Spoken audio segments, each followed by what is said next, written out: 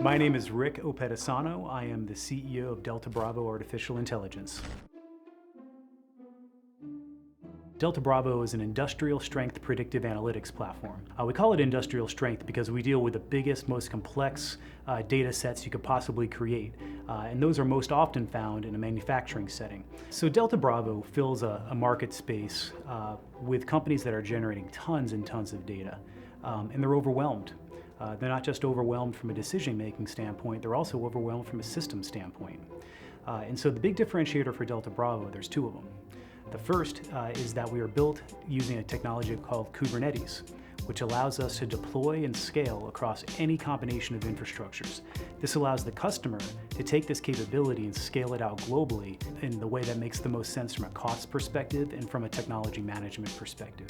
The second big differentiator for Delta Bravo is the way that we integrate with our customers. So Delta Bravo is built to take machine learning models and integrate them into how a customer is already working.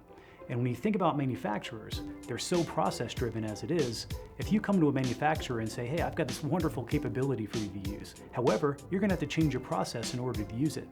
It's usually gonna be a hard pass. So instead of making a customer learn a new piece of software or force them to accept and manage a new tool, what we do is we integrate with their processes.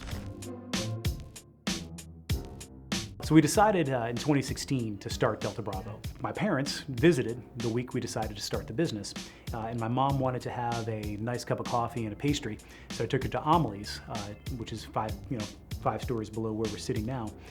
We saw the sign for the technology incubator, and my mother suggested that I call it. So if you have an Italian mother and you don't listen, it never ends. So I called the technology incubator and was able to meet with David Warner a couple days later. And within 30 minutes, David had me convinced that South Carolina was where we wanted to start the business. A couple weeks after that, David worked with us to help shore up our business model. And a couple weeks after that was walking us into places like Comporium or Atlas Copco, who became some of our first customers. Today, just a couple of short years later, we're well over 70 customers. We work with folks like Rolls-Royce, Continental, Toyota, JTEC, the list goes on. The hardest part of the journey was really finding product market fit. When you think about machine learning and AI and all the different use cases that you could apply, I mean, they're endless. Anything from predicting financial fraud or transaction anomalies down to emergency room visit volume, or how the weather is going to affect the staffing at the local Starbucks. There's a million applications for prediction. And so for us, we struggled with that at first because as a small business, you tend to think about not leaving money on the table. You tend to think about survival. What do we need to do right now in order to make it to tomorrow?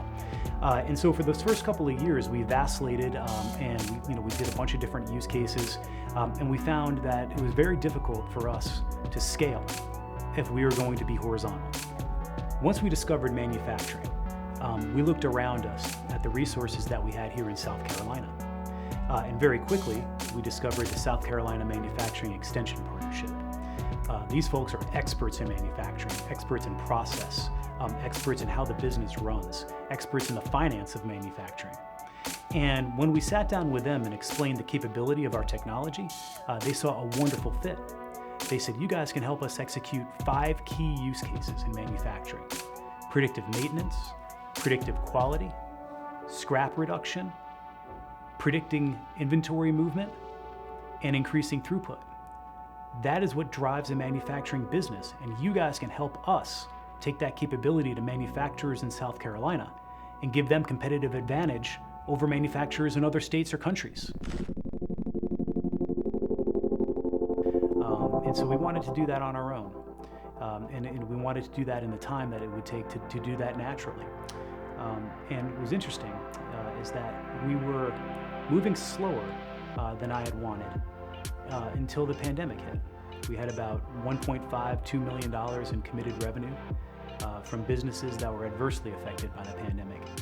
So for us, that revenue disappeared. And we had a small team and a couple of customers and a bunch of people that now say that they can't pay us. So we decided at that point just to stop and rethink what we were doing and to make a commitment. And that commitment was either to put this thing away and stop where we were, or go all in. So we decided to go all in.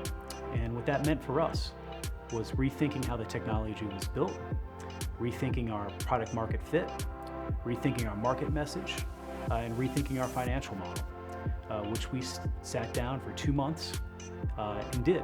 After we relaunched the product in the fall, we went back to each of our customers and said, this is the new financial model, this is the new agreement, this is the way that it's going to have to work, and this is better for you and it's better for us. And about 75% of them played ball. The other 25% are someplace else, and it's been great. The changes that we decided to make during that 2 or 3 months of downtime during the pandemic have come home in a big way. We captured more revenue in the first quarter of 2021 than we did in the entire year of 2020 or the entire year of 2019 for that matter. So for me, innovation's defined as taking an idea that people are already interested in, something that's working pretty well, and finding a way to make it work way better. There's a million things in this world that people just use and they just say, hey, I use this functionally. But do I love it? That's what we did. We took this concept of machine learning and we said, what could make it better? Well, it would be better if it could scale across multiple infrastructures. It would be better if we could integrate it with the way people are already working. That's how you make it better. That's innovation. Innovation's usually blocked by an unwillingness to change. It's blocked by this false sense of security in that something is the way it is. It's perfect. It's just the way it is. That mentality, that's what stifles innovation. The route that I took was refocusing from the very beginning on what mattered most to me and what mattered most to the folks that are on the journey with me. We all wanted to learn. We all wanted to face adversity. We all wanted to work through that. We all wanted to build a product that was special with customers that we had great relationships with. And so I stepped back and I really focused on that. I pulled my team together and I said, we have purposely built a room full of people here that are smart, articulate, communicative, accountable. It would be stupid for us not to attack this together. I've thought a lot about it. I understand that it's my responsibility to lead this. And here's the path that I see fit. And we really rolled it through the team. So a big part of the culture at Delta Bravo is preparing the people that work with us to start their own business.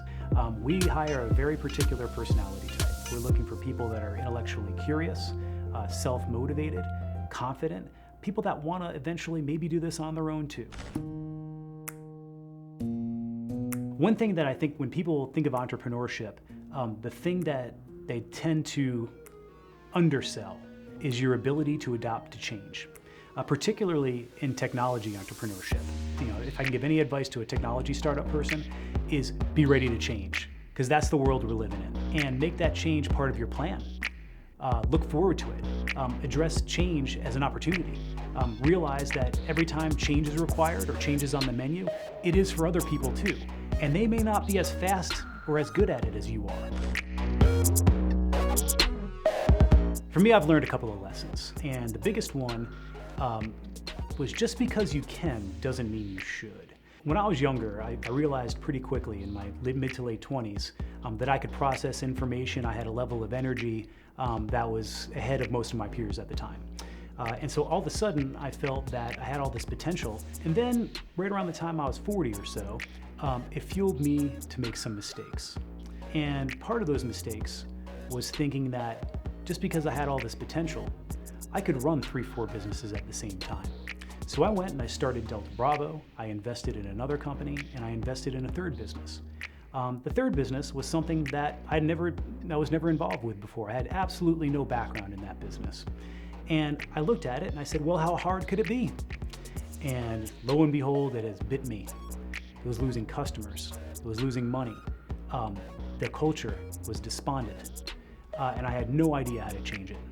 And so I eventually had to cut my losses and get out and sell it for a loss. What I learned is that just because you can doesn't mean you should. Focus on what you're passionate about. Focus on what you're good at. Focus on the things that you're going to be proud to tell your children that you succeeded in. And for me, that was a big lesson that cost me a lot of money. You know what they say, education's never free. My name is Rick Oppedisano, and these are my notes on innovation.